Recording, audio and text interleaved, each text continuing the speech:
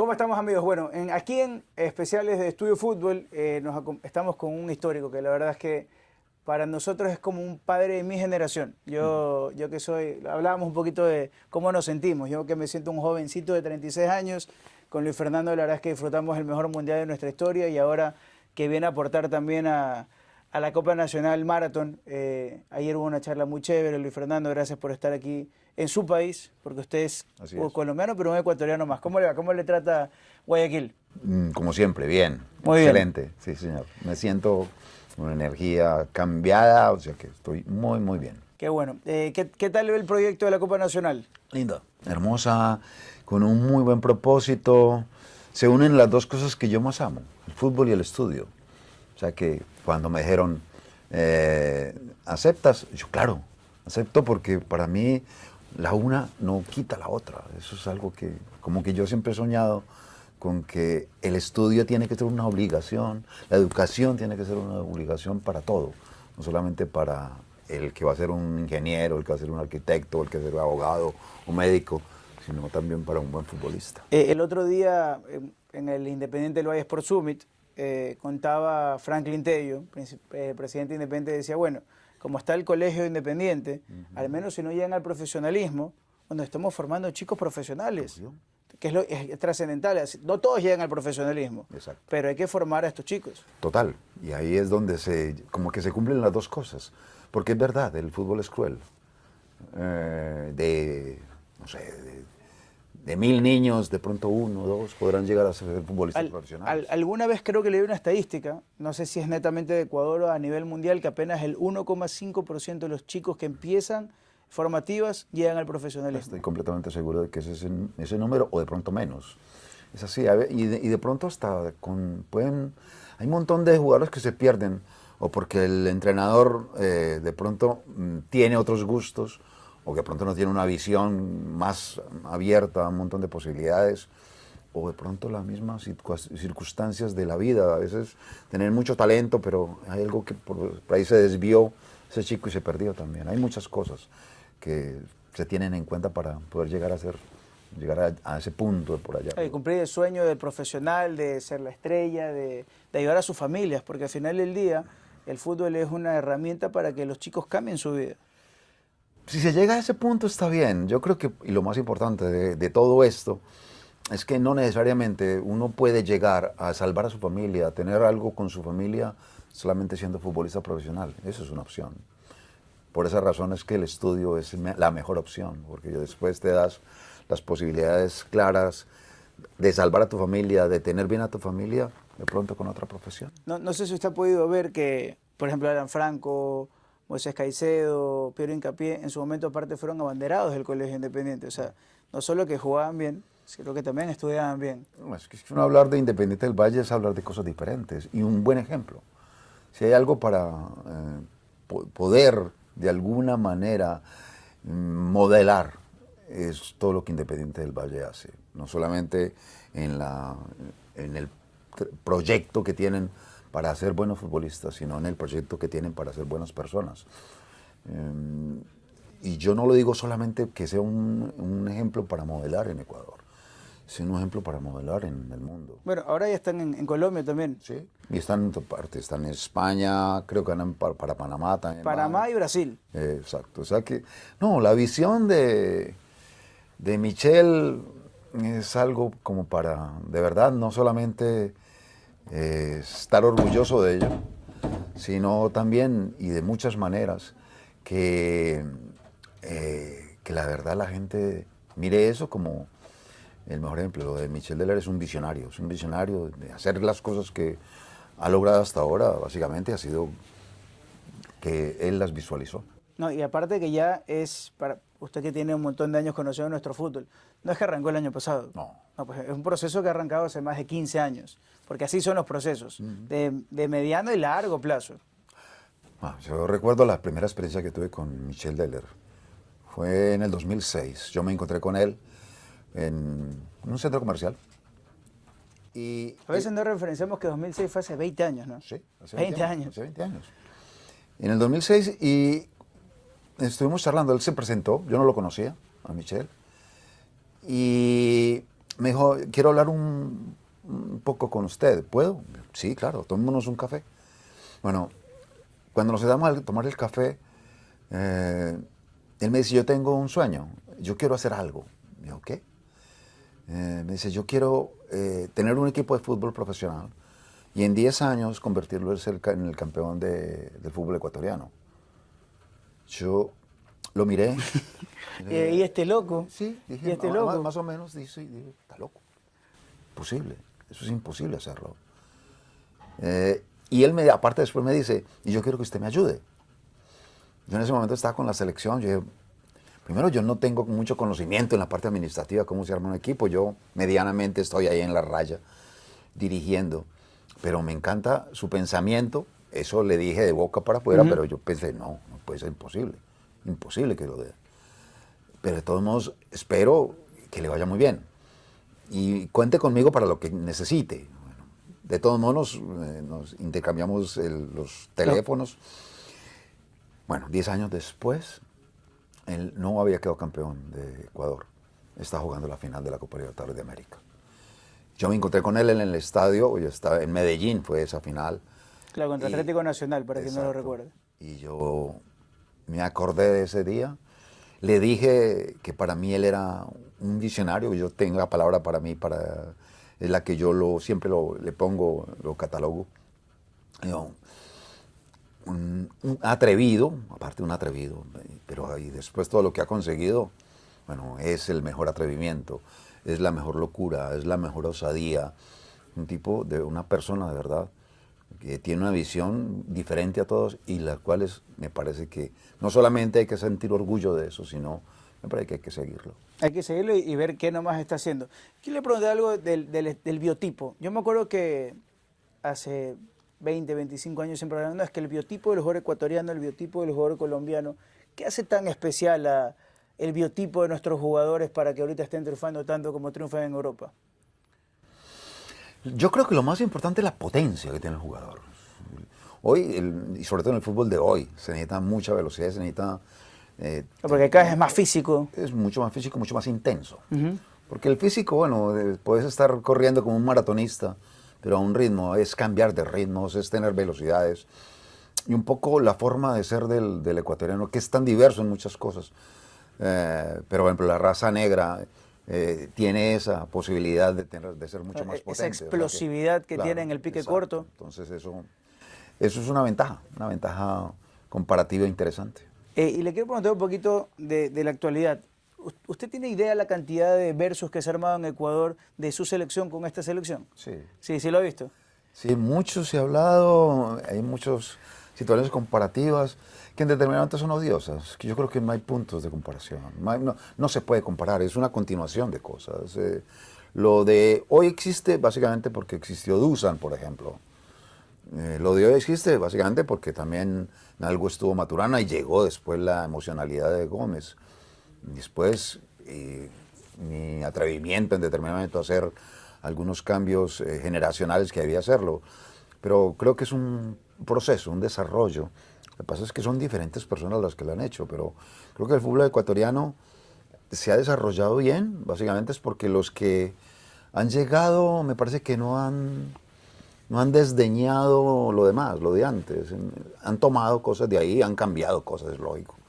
Porque el fútbol ha ido cambiando, evidentemente, de los 90 hasta acá ha cambiado un montón. Sí, si yo me pusiera a entrenar lo mismo que hacía hace 20 años con Ecuador, estaría totalmente perdido, estaría desfasado totalmente, no podría llegar a nada, absolutamente, porque el fútbol es totalmente distinto hoy. Para usted, ¿qué es lo que más ha cambiado de hace 20 años hasta acá?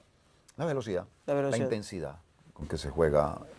Yo siempre tengo ahí cuando hablo con algunas charlas con los entrenadores, hablo algo sobre que el fútbol es un juego de espacio y tiempo. Y de engaño para mí también. No, sí. Bueno, hay muchas cosas pero para hacerlo más simple es eso, espacio y tiempo. Espacio y tiempo que antes había más espacio y más tiempo. Hoy no hay espacio y no hay tiempo. Hoy hay que tomar decisiones mucho antes. Antes de recibir la pelota hay que tomar decisiones. Me acuerdo que en algún momento, creo que escuchando alguna vez alguna entrevista con el pibe Valderrama, que él hablaba justamente de eso, de que antes un jugador en los 90, cuando recibía un balón, antes de recibir la marca también, tenía 3 o 4 segundos. Y que esos tiempos han bajado a 1.52. Y ahí van cambiando los tiempos del De fútbol. pronto hasta menos. Yo hablaría hoy que ya las decisiones son de menos de un segundo. Ahora, por ejemplo, ahora se practica mucho en el fútbol, y sobre todo en Europa, el escaneo. Antes no era tanto, escanear es como mover, claro. Antes de recibir la pelota es mover Exacto. para ver cuál es el entorno de todo. ¿Cuáles son las posibilidades de pase? Inmediatamente uno recibe. Pero no solamente a los que uno esté mirando, sino incluso los que están a mi espalda. Entonces, escanear es uno de los entrenamientos que hoy se hace. Escaneo es también hay que entrenar escaneo. Incluso hasta ya se ponen gafas como si fueran tapaojos, así. Claro, como los caballos, para ver solo hacia adelante. Exacto. Para que el jugador tenga que hacer mucho más esfuerzos para poder escanear. Eso, hasta ahí se llega a esto, hasta en determinado momento saber cuál es la decisión que yo voy a tomar antes de recibir la pelota, antes de que me le den la pelota. Yo ya tengo que estar pensando en qué voy a hacer, cómo me voy a girar, a quién le voy a entregar la pelota. Entonces tengo que reconocer todo el entorno. Y eso de ahí a mí me lleva a una conclusión, porque a veces lo hablamos con amigos y con otros colegas, que a veces este fútbol es menos vistoso por eso, porque se ha vuelto tan táctico, tan fuerte físicamente, que por eso tal vez se ha perdido un poquito la magia. Sí. Por eso cuando usted habla de engaños, de pronto dice, bueno, ya hoy no hay tanto engaño. ¿Por qué razón? Porque ya uno, cuando recibe la pelota, en determinado momento, bueno, ya tiene que tomar la decisión, o toma la decisión de una vez, y ni siquiera es la decisión propia. Y los entrenadores en ese sentido me parece que nos equivocamos. Porque volvemos autómatas a los jugadores. Entonces, se exige no perderla, entonces la devuelves rápido. Exacto. Entonces, y te vuelves como en determinado momento, sí, como muy esquematizado. Entonces te vuelves como muy... lo que estás haciendo ya incluso lo pueden saber el contrario. Entonces, sí, es mucha más velocidad, mucho más la intensidad. Pero falta, por ejemplo, el engaño, que en determinado momento... Sobra automatismo. Sí. Sobra automatismo, a veces. Los técnicos hablamos mucho de automatismos. Automatismos y salidas. Entonces ya hay una sola salida del arquero con los dos defensas centrales. Y que se expongan los laterales y baje el volante central. Exacto, sí, entonces esos automatismos me parece que sí, coartan determinadas libertades y determinadas cosas que el fútbol tiene, que es engañar, que es sorprender, que es amagar por un lado, ir por el otro, que es sin recibir la pelota, ir a un lado y ir a recibir a otra parte. Eso no se puede perder. Yo me acuerdo que no quiero hacer comparación odiosa, pero solo quiero decir, hoy el mejor 9 del mundo para muchos es Haaland. ¿Qué se habla de Haaland? Se habla de potencia, se habla de velocidad, se habla de cómo se desmarca. Cuando hablábamos hace 20 años de Ronaldo, hablábamos del gordo que también tenía potencia, pero te imaginas tenía gambeta y tenía un IQ de juego diferente. Entonces, es hasta la evolución del puesto, de cómo ha ido cambiando. De todos los puestos. Al final es eso, porque por ejemplo, desde el arquero antes era un tronco con la pelota en los pies. Ahora hay otra obligación. Ahora hay que jugar bien con los pies.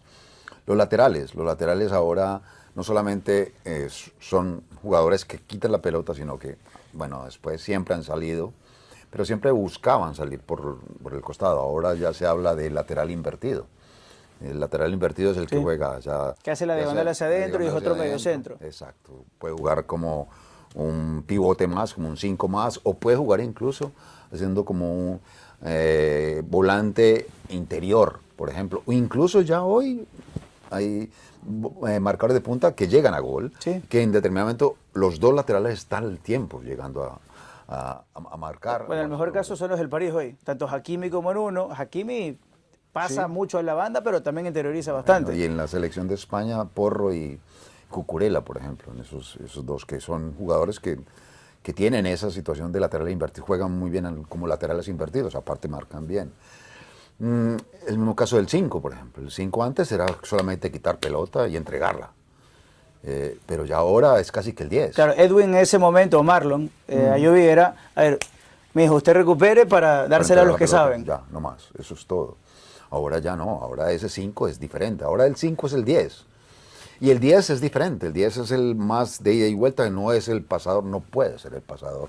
No, porque a veces el 5 sí tiene ese espacio o esos segundos para pensar que no tiene el 10. Tampoco tiene espacio, lo que pasa es que de pronto está jugando más de frente, el 10 juega más de espalda, tiene que escanear más, tiene que jugar más perfilado, pero tiene que saberlo hacer, no hay ningún problema en eso. La cuestión es que sí ha cambiado todo, incluso hasta del delantero centro, sí.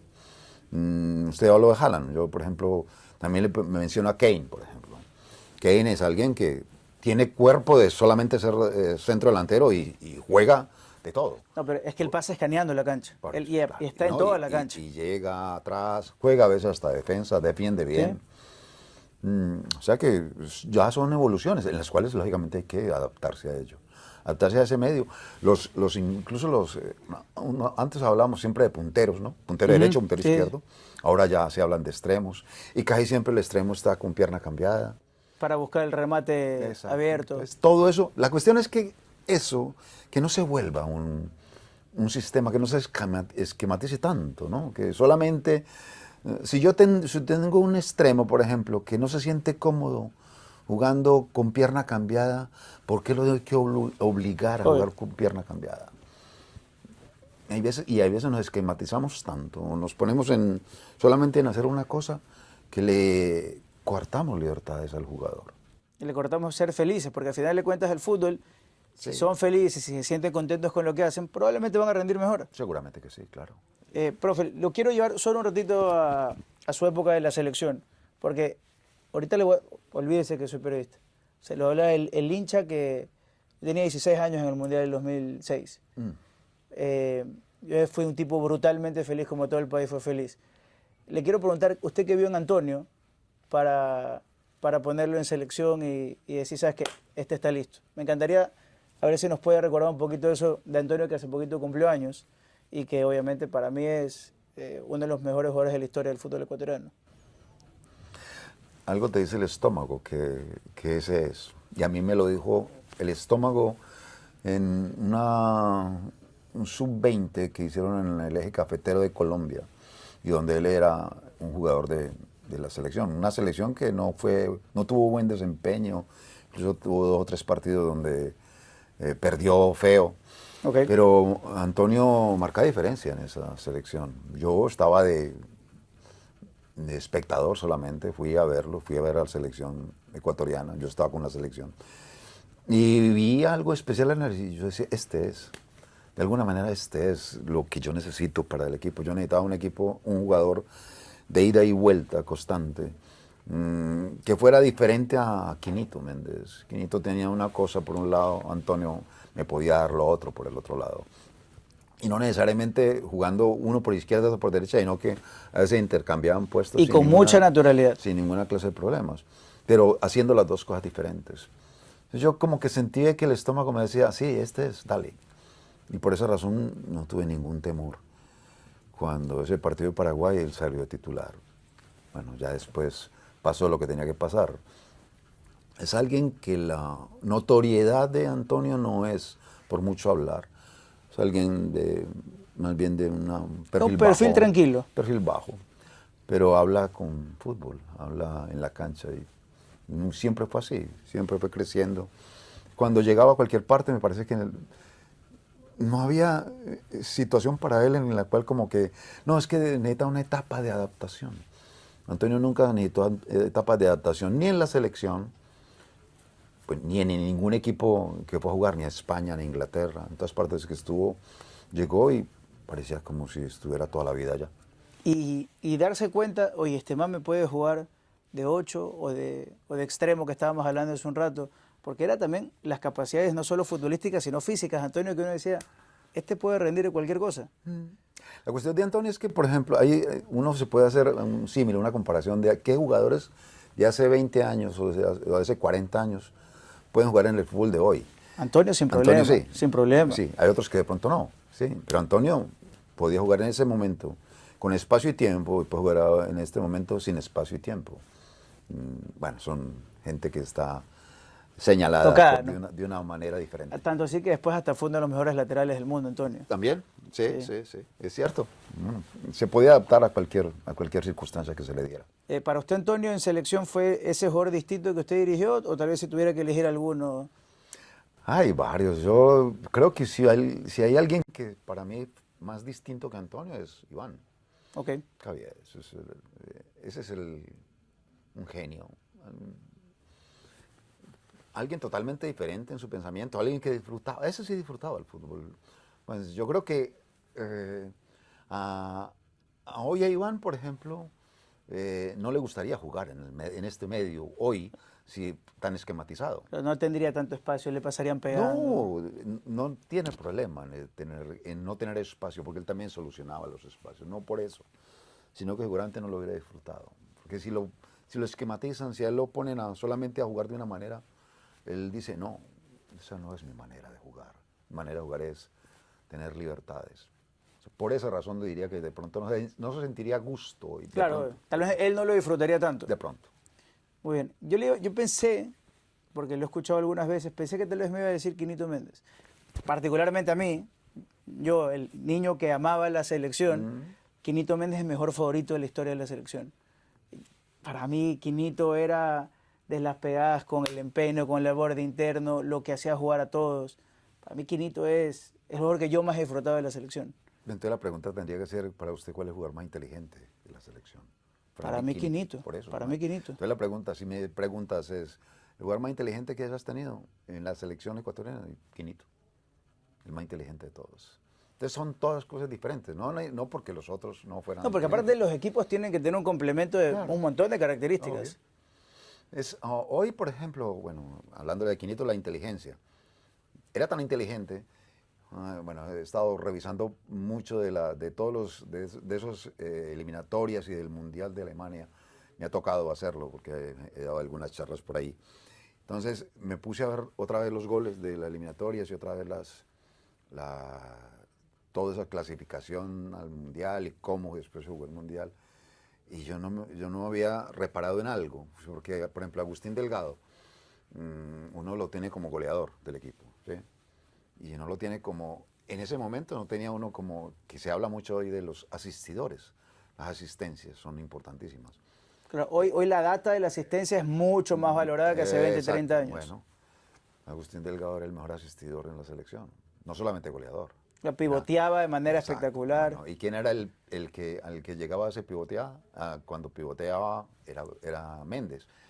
Entonces Méndez era tan inteligente que sabía cuándo en determinado momento el que iba a definir a Agustín o él tenía que llegar a definir a la asistencia de Agustín Delgado. Claro, me acuerdo, hay algunas jugadas que es Agustín recibe en el área, aguanta la marca, se le da el espacio a Quinito para que venga y remate. El partido de Brasil, por ejemplo. Ajá. El partido de Brasil es una asistencia de él. ¿Qué otro partido que hizo Quinito por ahí? Creo que no estoy. Bueno, no sé si uno de Paraguay. Pues con Paraguay, el día que Antonio hace también el doblete, Quinito también es importantísimo en esa remontada de ese día. Exacto. Entonces, que marca el golazo con el borde interno. Pero la inteligencia de Quinito lógicamente es superlativa. No, es de loco. Ahora, profe, agradecerle por su tiempo. Qué lindo hablar de fútbol, ¿no? Estamos hablando de fútbol bonito, recordando cosas lindas. ¿Lo vio Ecuador en este mundial? Sí. ¿Qué cree que nos pasó? A mí lo que más... El último partido con México fue el que más me extrañó. Porque independientemente de que los resultados que no se dieron en los dos primeros encuentros, cada vez que yo lo veía bien. Había una crítica que me parece que era justa, el que, bueno, no estás... el único goleador es Enner y no hay nadie más, y de pronto no creas tantas jugadas de gol.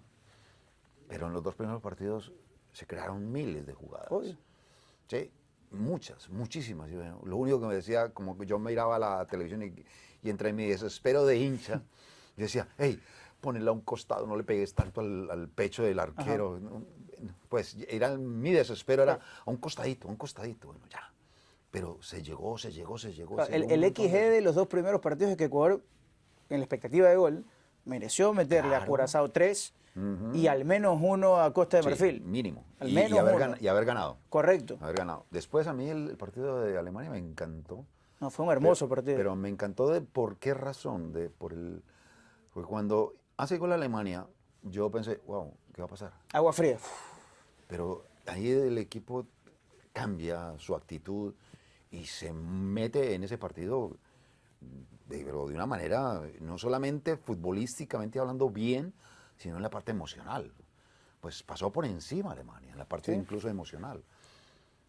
Y entonces ahí, bueno, pues ya llegamos otra vez. Bueno, ya ahorita no es, de pronto no se creó tanto las jugadas de gol, pero sí había un equipo fuerte emocionalmente, mentalmente estaba muy fuerte. Tuvieron amor propio. A mí me preguntaron algo de amor propio. Eso es amor propio y eso es muy bueno. El partido de México, cuando México hace el primer gol, yo estaba esperando eso mismo. Contra La Alemania. reacción. Sí, y no se dio. Algo pasó donde, no sé si fue, el golpe fue tan fuerte que de pronto no tuvo reacción, de pronto el equipo emocionalmente ahí no fue tan fuerte. Ahí algo pasó, que pues lógicamente no puedo decir qué. ¿Por qué razón? Porque para saberlo hay que estar ahí. Hay que estar ahí. Hay que estar en el camerino, hay que saber qué pensaron ellos. Yo tengo una teoría y la vengo diciendo hace muchos años. Yo creo que el Mundial del 2006 es una consecuencia de toda la evolución del fútbol ecuatoriano y más aún porque es el segundo Mundial de esta generación que tenía un montón de talento y por eso se hizo historia como se la hizo. Yo creo que estos chicos que estuvieron ya en este Mundial de Qatar, ahora en este Mundial de Norteamérica, yo creo que para el siguiente Mundial, que tienen un promedio ahorita de 24, 25 años y van a llegar con 25, con 28, 29, yo creo que la madurez los va a alcanzar un poquito mejor y van a maestrar un mejor Mundial. Es lo que yo creo, pero me interesaría saber su opinión, que usted sabe mucho más que yo de esto. Depende. Depende de ellos y mucho. Depende de que esta situación, por ejemplo, que esta circunstancia que se vivieron ahora, de vivir de el paroxismo total, al decir que se va a clasificar a una instancia mayor, que se puede ser incluso hasta campeón del mundo, y que después se tenga ese bajón y haya tanta crítica, que a veces me parece injusta, eso se sepa manejar. De que cada uno de ellos, el momento oscuro que hoy estén viviendo, ellos lo sepan asimilar y que en lugar de ser algo que los ponga más abajo, que sea un acicate como para decir, bueno, ahora sí. Entonces, un poco estos próximos 4 años depende mucho de cada jugador, de qué haya aprendido de esto. Y depende de que también la gente del entorno, el nuevo cuerpo técnico, mentalmente los ponga a pensar, bueno, ¿cómo valoramos una clasificación donde empezamos con -3 y llegamos a ser segundos? ¿Y cómo valoramos? Y ganando la Argentina también. Exacto, en el medio. todo eso. ¿Y cómo llegamos a esto donde hay críticas a veces que me parecen mordaces en determinado momento, como para también aprovechar todo eso? Uno no puede perder el foco y uno donde menos tiene que estar pensando es en el ruido. Hay veces hay ruido bueno y ruido malo. Ecuador lo tuvo. El ruido muy bueno, cuando se clasificó, de los jugadores muy bien y todas estas cosas, aún con críticas para el técnico, y el ruido malo, que es el que se dio después del Mundial. ¿Cómo manejas ese ruido? Ahí es donde está la clave. Y ahí es donde tiene que aparecer tanto la directiva como el nuevo cuerpo técnico y manejarlo psicológicamente a todos estos chicos. Sí, pero también yo creo que un poco tiene que existir gente por ejemplo, y con todo, y se lo digo con toda sinceridad, que también haya, como el suyo, un pensamiento diferente. Hey, podemos darle. Y en ese sentido me parece que uno tiene que apoyar y tiene que ayudar. No defenestrar, no estar a toda hora pensando solamente en lo malo. Ahora, es que, ojo, yo creo que nadie, yo critico a mi selección, la amo, Obvio. me toca criticarla porque es mi trabajo también hablar las cosas. Claro. Yo creo que jugamos mal ese partido con México, no hay excusas, nos superaron, pero yo sigo creyendo en estos chicos. O sea, hablando de Pacho, hablando de Moisés, hablando de Piero, hablando de Pervis, o sea, van a llegar al siguiente Mundial con 28, 29, 30 años. Lo he escuchado desde Batistuta hasta un montón de jugadores. El momento de mayor maduración de un jugador está llegando a los 30 años. Y van a llegar al siguiente mundial con eso. Yo digo, ¿cómo no creer? Si nos demostraron con Alemania que pueden. Yo creo que hay con qué. Sí, la cuestión es también que hay que creer en ellos y demostrárselo. Todo eso es como una sinergia, todo es, al final es unión, pero lógicamente debe empezar por ellos. De que haya una llama o que haya algo por ahí que les diga, hey, vamos que todavía podemos. Este es un bache que puede darse y que en determinado momento, pues ahí es donde está como que la clave es, de aquí en adelante, ¿qué puede ocurrir? ¿Cuál es el punto de quiebre? Y de aquí para dónde salimos, porque es fácilmente o salir para abajo o salir para arriba. Depende de quién, de la actitud que tengan sobre todo los jugadores. Claro, la madurez de saber entender, ok, no fue bien, se puede decir que fracasamos porque había otra expectativa. Para mí, entre más alta la expectativa, a veces es más duro el golpe. Claro, es verdad, totalmente. La selección del 2002 o la de 2006 no generaba tanta expectativa como esta, es una cuestión lógica.